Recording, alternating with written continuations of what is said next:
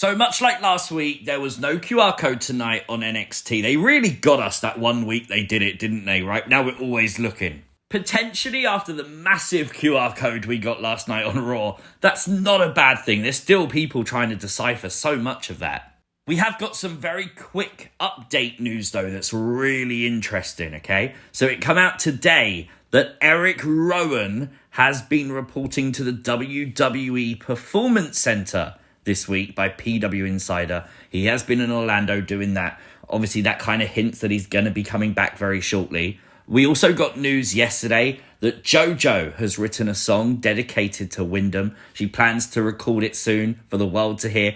I can't wait to hear that. That's going to probably break a lot of people down, isn't it? Let's be honest. And it is worth noting, if you are looking for the next Uncle Howdy clue, 4 p.m. Eastern Time, 16th of May. So this Thursday on Twitch, something is happening. We have no idea what, but we'll definitely cover it on a video on the channel. So make sure you got notifications turned on. This is things you might have missed from WWE NXT. Make sure you hit the like button. And if you are new to the channel, hit the subscribe button too. For the second week in a row, we heard this tonight.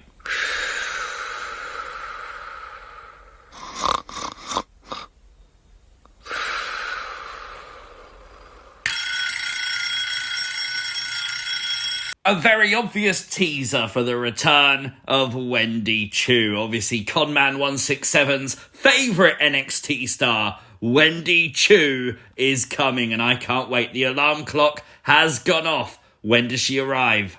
We would see Tatum Paxley peeking through the door of Ava's office tonight. The general manager of NXT is being stalked. Now, obviously, watching the show, you don't really know what Tatum's intentions are here, but we did get kind of a story playing out on social media, on Twitter. Tatum would tweet out saying, "Mayor Ava." Ava would respond saying, "What is wrong with you? Like, actually?" And Tatum would reply, "I want to be close to you. Ava, just run. Retire now." Now, I thought this was really interesting tonight. Of course, Ava, the general manager of NXT, would fine the D'Angelo family $20,000 for his actions last week, sort of replacing the referee, shall we say. Now, Tony did pay it in cash, but a lot of people noticed something on the desk. A very innocent looking rubber duck, but notice it has a Union Jack on it. Now, a lot of people are theorising that maybe NXT is gearing up to do a show here in the UK. Clash at the Castle is next month. It's possible they do something around then, maybe. The other interesting theory I've seen floated around is William Regal. Of course, William Regal from the UK. Maybe that makes a bit of sense. Malik Blade and Edris Enofe were in tag team action tonight against O.T.M. Worth noting, no Scripps with them, although he's still on the Tron. We know that Reggie Scripps is leaving WWE. They're opting not to renew his contract. Mid-match, we'd see Jada Parker and Brindley Reese going at it. Of course, those two will square off next week as part of the North American Women's Title Tournament. Now, O.T.M. would pick up the win tonight, and they look really good. I think this was my favourite match of theirs so far in NXT.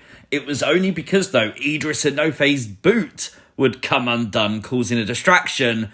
How unhappy is he going to be that they took his lucky rabbit foot before the match?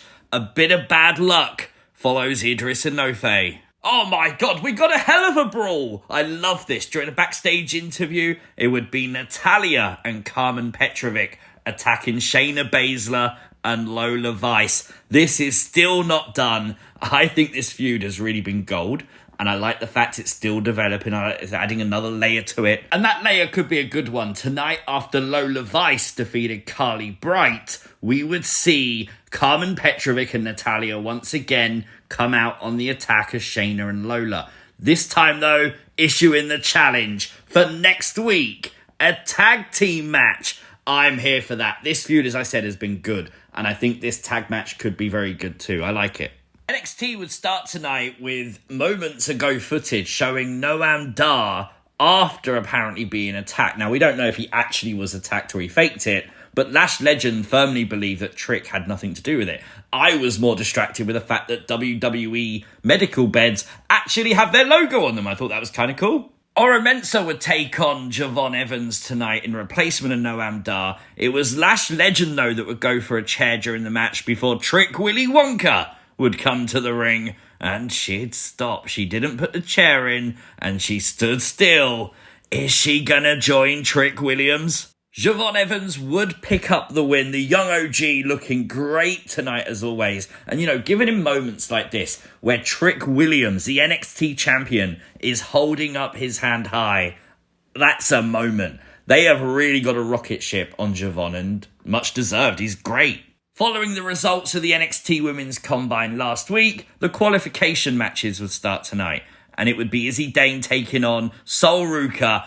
My God, Sol Ruca's performance was absolutely brilliant. This move right here, turning that position into the Soul Snatcher, was absolutely brilliant. Of course, Sol Ruca advancing, getting the win tonight. Have to point out, she actually made her entrance to the ring walking on her hands. When was the last time anyone did that? That was brilliant. We also saw Raw superstar Kiana James talking to Izzi backstage, saying how she wanted Izzi to run NXT while she goes and conquers Monday Night Raw. So looks like Kiana here sort of tying up some loose ends maybe in NXT still. Lash legend would advance in her match, defeating Raw superstar Nile. Nile, though, this counter from the top rope chokeslam into the bulldog. Oh my God, that was beautiful. Obafemi would basically lay out the challenge tonight as he would come out and confront Wesley. Now, obviously, he told Wesley to prove that he deserves a shot at the North American Championship. Obviously, this is NXT, so we would have Josh Briggs and Ivar come out as well, laying a claim that they want a shot at the NA title. Now, this is where it got interesting. They suggested a fatal four-way. Obafemi said, fight among yourselves and work it out. Good for Obafemi. That makes a lot of sense. It makes him look smart. Why would you want to face four men when you can face one? But I really do hope that we can find a way to get this to a fatal four-way, because that's what I want to see. I'm sure it is you too, right? It's worth noting, though, that we got this picture on Twitter by Brooks Jensen. Now, Brooke obviously hasn't been featured on NXT much. You can see here he's watching the segment. He's a former tag team partner of Josh Briggs. Could he make his return and cost Briggs the match like this for the NA title? That would be insane and a great way to start off a feud between the two. The Good Brothers, Gallows and Anderson, would challenge Ridge Holland to a tag match tonight. Ridge would find a tag team partner, although he was kind of volunteered. It was Riley Osbourne from Chase U. It wasn't his choice, it was Andre Chase's choice. And yes, it was Ridge Holland miscommunication, allowing Carl Anderson to roll him up. The OC picking up the big win tonight. And yes, Ridge Holland letting Chase U down again. Can someone give Ridge Holland Edris Enofe's lucky rabbit foot? Because he needs it, man. I really want him in Chase U, so let's do it. Come on. The Heritage Cup was on the line in the main event. Now, I want to make it clear, I like Charlie Dempsey. I like Tony D'Angelo. I actually like the Heritage Cup rules matches, but I don't think this works as a main event. You really take the crowd out of it every time you stop for the round break, and it doesn't feel like a main event. Do you know what I mean? I believe the NXT audience is one of the most passionate wrestling fans there are, and look, they're on their phones, they're barely watching the match, they're not making any noise because of the rules and the breaks within it taking them out of it. Well, in spite of No Quarter Catch crew coming back and trying to stop him, Tony D'Angelo would win the NXT Heritage Cup. And then we'd go backstage as all three of the number one contenders for the North American title were laid out. The handiwork of Gallows. Gallows are back on NXT. It has been a while since we've seen them. They've made an impact. Next week's going to be very interesting. Really fun show. I've got to take a point off for that main event. It just didn't have the energy, although a great ending with the return of Gallows. So for me, 7 out of 10. Let me know your thoughts in the comments down below. Subscribe to the channel if you're new. Turn on notifications. You'll never miss an upload. Like the video, share the video, and I'll catch you as always next time. Peace!